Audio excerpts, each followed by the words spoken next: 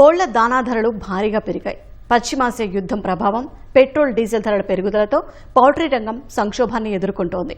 కోళ్ల పెంపకంలో కీలకమైన సోయా ఫీడ్ ధర ఏకంగా 35 నుంచి 70% పెరిగిపోయింది. కేంద్ర రాష్ట్ర ప్రభుత్వాలు తమను ఆదుకోవాలని పౌల్ట్రీ వ్యాపారులు కోరుతున్నారు. ఫీడ్ ధరలను నియంత్రించడం సహా విదేశాల నుంచి దిగుమతి చేసుకోవడానికి అనుమతించాలని విజ్ఞప్తి చేస్తున్నారు. పౌల్ట్రీ రంగ సమస్యలపై CIA animal agriculture task force chairman Suresh చిట్టూరితో ముఖాముఖి.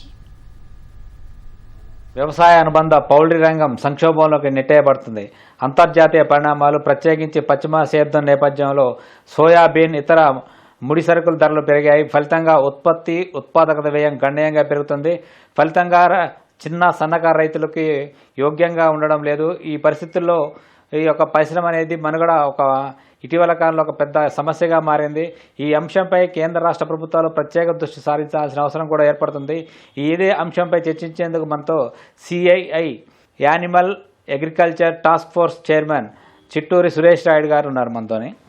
సార్ నమస్కారం. సార్ ఏంటి సార్ ఇక్కడ తాజా పరిస్థితులు ఏంటి? ఎందుకు పరిశ్రమ సంక్షోభం వైపు వెళ్తుంది?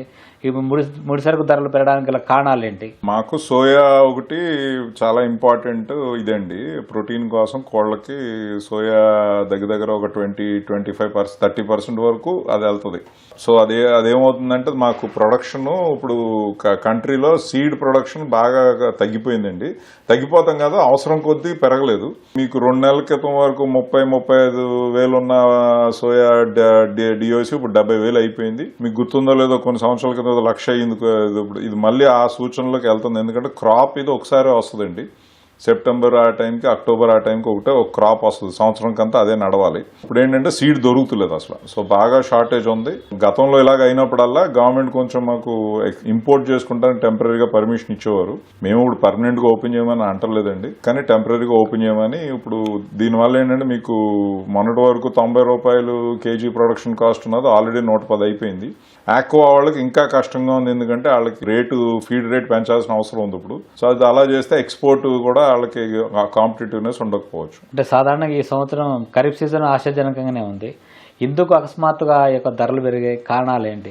మీరేం విశ్లేషిస్తున్నారు? అంటే ఇదంటే సప్లై డిమాండ్ అండి. ఏంటంటే ఇప్పుడు సోయా మా ఇండస్ట్రీ పెరుగుతున్నంత ఫాస్ట్ గా పెరగలేదు. గత 2-3 సంవత్సరాలుగా కొంచెం డీడీజీఎస్, అదే ఎథనాల్ వల్ల, దీనివల్ల డీడీజీఎస్ వస్తుందండి. అంటే ఎథనాల్ తీసిన తర్వాత మొక్కజొన్న గానీ రైస్ తో గానీ మిగిలిపోయింది.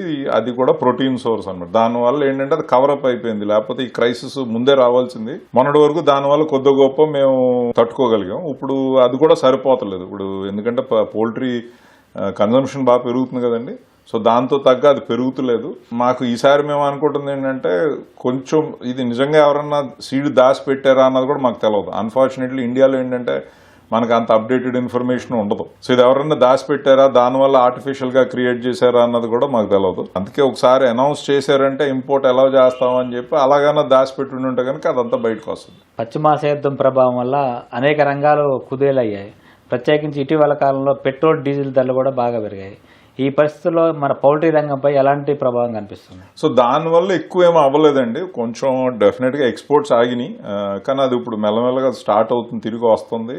ఇప్పుడు ఇంకా ట్రాన్స్పోర్ట్ రేట్లు చాలా ఎక్కువ ఉన్నాయి. దానివల్ల కూడా నార్మల్ అవ్వలేదు. ఇప్పుడు హ్యాచింగ్ ఎగ్జామ్ ముందు పంపిస్తుంటే 10 రూపాయలు 15 రూపాయలు అయ్యేది గుడ్డు ఉమానికి పంపిస్తాను. ఇప్పుడు ఉమా 25 రూపాయలు ఎంత ఉంది. కానీ మెల్లమెల్లగా అది అడ్జస్ట్ అవుతుంది. అదృష్టం కొద్దీ వార్ వల్ల మాకు పెద్ద ఏం ఎఫెక్ట్ అవ్వదు. కొంచెం అయినాయి వైటమిన్ ప్రైజెస్ అన్ని డబుల్ అయినాయి, కానీ అది పెద్ద కాంపోనెంట్ కాదు కాబట్టి పెద్ద ఇది కాదు. కానీ ఇది ఈ క్రైసిస్ మాకు చాలా ఎక్కువ అయిపోయింది. అంటే అకస్మాత్తుగా సోయాబీన్ దాదాపు రెట్టింపు ధర పెరిగింది, రెట్టింపు అయిపోయింది. ఇలాంటి పరిస్థితుల్లో చిన్న సన్నకారు రైతుల మీద ఎలాంటి ప్రభావం? వాళ్ళకే ఎక్కువ దెబ్బండి. ఇప్పుడు ఏమవుతుందంటే ఇప్పుడు 20 రోజులు 15 రోజులు ఉన్న కోడిని ఆపలేరు, పెడతాం. మెయిన్ ప్రాబ్లం ఏంటి, దొరుకుతలేదు. అది దొరకకపోతుంటే గ్రోత్ ఇది అవుతుంది, మార్టాలిటీలు పెరుగుతాయి. అండ్ డెఫినెట్ గా కూడా ఇప్పుడు ఏమవుతుందంటే కన్స్యూమర్ కూడా మీరు చూసుంటారు కదా, గత 5-6 రోజుల్లో చికెన్ రేట్లు బాగా పెరిగినాయి. సో ఇది ఇంకా పెరుగుతుందండి. మన ప్లాంట్ లోనే మనకు నెలకు రోజుకి 500 టన్నులు కావాలి. ఇప్పుడు 100-150 టన్నులు కూడా దొరుకుతుంది. ఇక ధరల పెరుగుదల, ద్రవ్యోల్బణం ప్రభావం ఈ చికెన్ ప్రొడక్షన్ ధరల మీద కూడా తీవ్రంగా కనిపిస్తుంది. కంట్రోల్ అవ్వకపోతే ఇంకా చాలా ఎక్కువ వెళ్ళిపోతుంది. అదే వినియోగదారులు కూడా ధరలు పెరిగాయని చెప్పి గగ్గోలు పెడుతున్నారు. అవునవును. అంటే ఈ పరిస్థితి ఎంతకాలం కొనసాగే అవకాశం ఉంది? ఇది గవర్నమెంట్ మీద ఉందండి. ఇప్పుడు మాకు గవర్నమెంట్ పర్మిషన్ ఇచ్చింది అనుకోండి, ఇమీడియట్ గా ఎంత తొందరగా ఇస్తే మేము అనుకుంటాం అంత తొందరగా ఇది కంట్రోల్ అవుతుంది, ఇది రెక్టిఫై అవుతుంది అని మా అంచనా అండి. ఇది ఎందుకంటే ఒకసారి కనుక గవర్నమెంట్ పర్మిషన్ ఇచ్చిందంటే మేము అది మళ్ళీ గారు మేము పర్మనెంట్ ఇదేం అడుగుతలేదు మాకు, కానీ మేము అంటే టెంపరీగా కొంచెం మాకు ఒక 20,000, 30,000, 50,000 టన్నులు అంటే మీకు ఇంకోటి మీ అవగాహన కోసం ఆ రిక్వైర్మెంట్ సోయా దగ్గర 1 crore tons రిక్వైర్మెంట్ అండి. సో మేము అంటుందంటే 15,000-20,000 టన్నులు మాకు టెంపరీ పర్మిషన్ ఇస్తే ఇది సర్దుకుంటుంది ఈ ఇయర్ కి. నెక్స్ట్ ఇయర్ కి గవర్నమెంట్ కూడా ఇప్పుడు మాకు యాక్చువల్లీ తెలంగాణలో కూడా మంచి అవకాశం ఉందండి సోయా ప్రమోట్ చేస్తానికి. ఇప్పుడు మెజారిటీ ఏంటంటే మధ్యప్రదేశ్, మహారాష్ట్ర నుంచి చాలా ఎక్కువ వస్తుందండి. నార్త్ తెలంగాణ, ఆదిలాబాద్, నిజామాబాద్ ఏరియాలో చాలా కండ్యూసివ్ అండి. వాళ్ళు కూడా బాగా పెంచుకోవచ్చు, సోయా పెంచుకుంటే వాళ్ళకి గ్యారంటీడ్. అండ్ ఇది భూమికి కూడా మంచిది, సోయా వల్ల భూమి కూడా బలం పెరుగుతుందండి. అంటే ఈ క్రైసిస్ నుంచి బయటపడాలంటే దిగుమతులు చేసుకోవడం ఒకటే పరిష్కారమా, ఇమీడియట్ గా అయితే లేదంటే కేంద్ర రాష్ట్ర ప్రభుత్వాలు తక్షణం చేయాల్సిన అవసరం ఏంటి అంటే ఏమి? ఇమీడియట్ గా అయితే అదేనండి. ఇమీడియట్ గా ఏంటంటే మాకు ఇంపోర్ట్ చేసుకుంటానికి పర్మిషన్ ఇవ్వాలి. లాంగ్ టర్మ్ ఏమంటారా, డెఫినెట్ గా ప్రొడక్షన్ పెంచాలి, ప్రొడక్టివిటీ కూడా పెంచాలి. ఇప్పుడు అర్జెంటీనాలో ఎకరానికి 3-4 టన్నులు, 3.5-4 టన్నులు వస్తాయండి. మనకి ఒక టన్ను 200 kgs ఎంత వస్తుందండి మన యావరేజ్ ఈల్డ్. సో డెఫినెట్ గా అది పెంచాల్సిన అవసరం ఉంది. అదొకటి మంచి ఆపర్చునిటీ. కాకపోతే ఇది ఇంపోర్ట్స్ అన్నది పర్మనెంట్ అయిపోద్దండి. ఆయిల్, కుకింగ్ ఆయిల్ చేసుకున్నట్టు ఇది కూడా పర్మనెంట్ అయిపోద్ది. ఇంకా ఇటీవల కాలంలో అనూహ్యమైన వాతావరణ మార్పులు వస్తున్నాయి. ప్రత్యేకించి ఈ సంవత్సరం ఎల్లినో ప్రారంభమైంది.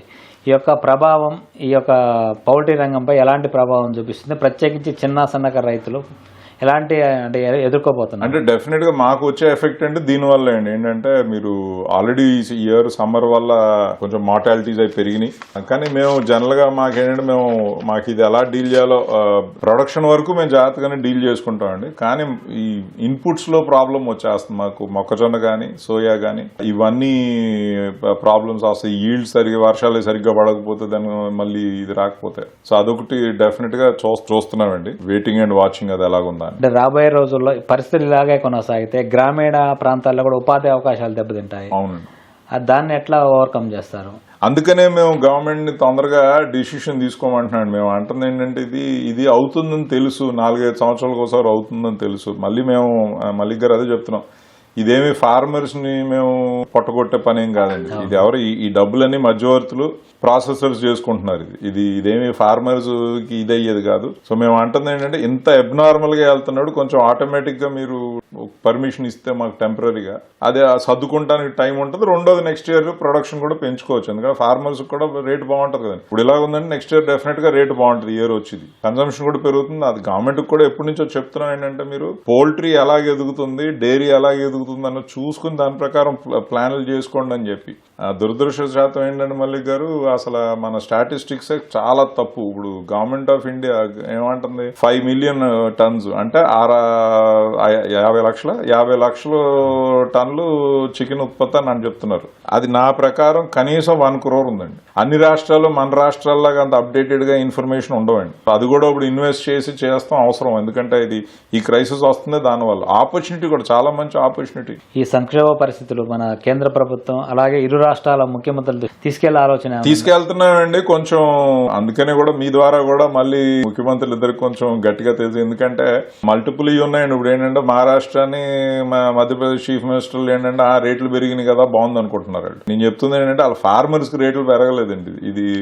ఇదంతా మధ్యవర్తులకి అడ్వాంటేజ్. కానీ మనం ఏంటి ఉత్పత్తుల్లో ఉన్నవాళ్ళు, ప్రొడక్షన్ లో ఉన్నదంటే ఆంధ్ర, తెలంగాణ, తమిళనాడు. సో ఈ రాష్ట్రాలు ఇప్పుడు ఒక తమిళనాడు అంటే ఇంకా వాళ్ళు బిజీగా ఉన్నారు అనుకోండి, కొత్త గవర్నమెంట్ కాబట్టి. బట్ ఈ 2 రాష్ట్రాలు సీఎంలు కొంచెం గట్టిగా ఢిల్లీకి చెప్పకపోతే నేను అంత ఫాస్ట్ గా రియాక్షన్ రాకపోవచ్చు. ఆల్రెడీ చాలా లేట్ అయిపోయింది. మేము నెలన్నర నుంచి ట్రై చేస్తున్నాం అందరం. అంటే నేరుగా మీరు సీఎంకి ఏం అప్పీల్ చేస్తున్నారు? సీఎంకి ఒకటేసారి కొంచెం సెంటర్కి చేసి మాకు ఇమీడియట్ గా పర్మిషన్ ఒక 20,000 టన్నుల నుంచి 50,000 టన్నుల మధ్యలో ఇంపోర్ట్ చేసుకుంటానికి పర్మిషన్ ఇస్తే. ఇంకోటి కూడా మళ్ళీ గతంలో ఎంత పర్మిషన్ ఇచ్చారో అంత ఇంపోర్ట్ అవ్వలేదండి ఎప్పుడు, ఎందుకంటే లోకల్ లో ఉన్నదంతా దాచుకున్నదంతా బయటకు వచ్చింది. మేము కూడా అంతేమి బయట నుంచి ఏదో తెచ్చేసుకోవాలన్న ఆశ కాదండి. కానీ క్రైసిస్ రిజాల్వ్ అవ్వాలి కదా ఇమీడియట్ గా. ఇప్పుడు ఇంకొక మీకు ఉదాహరణ, ఇవాళ అమెరికాలో $200 టన్ను అంటే ఎంత అయింది? 20,000 అండి. మనకి 70,000 వెళ్తుంది, అక్కడ 20,000 అండి. మీరు ఎంత వేసుకున్నా మనకి మీరు చూడండి అసలు, అంటే ఎక్స్పోర్ట్ ఎంత ఆపర్చునిటీ ఉందో అది కూడా చూసుకోండి అసలు. ఇది పెరుగుతున్న దానా ధరలు, అనిశ్చిత పరిస్థితుల నేపథ్యంలో మీరు చిన్న సన్నకారు రైతులకి ఏం సూచన చేస్తున్నారు? మీరు కూడా మీ ఎమ్మెల్యేలకు కానీ ఎంపీలకు కానీ కొంచెం గట్టిగా మాట్లాడి చెప్పండి ఏమవుతుంది అన్నది. ఎందుకంటే ఇది ఎంత తొందరగా గవర్నమెంట్ డిసిషన్ తీసుకుంటే అంత తొందరగా మన అందరికీ రిలీఫ్ వస్తుంది. కానీ నేను అనుకుంటాం ఇది అవుతుందని నాకు ఆశ ఉంది, తొందరగానే రిజాల్వ్ అయిపోద్దని. ఓకే, ధన్యవాదాలు సార్. థ్యాంక్స్ అండి.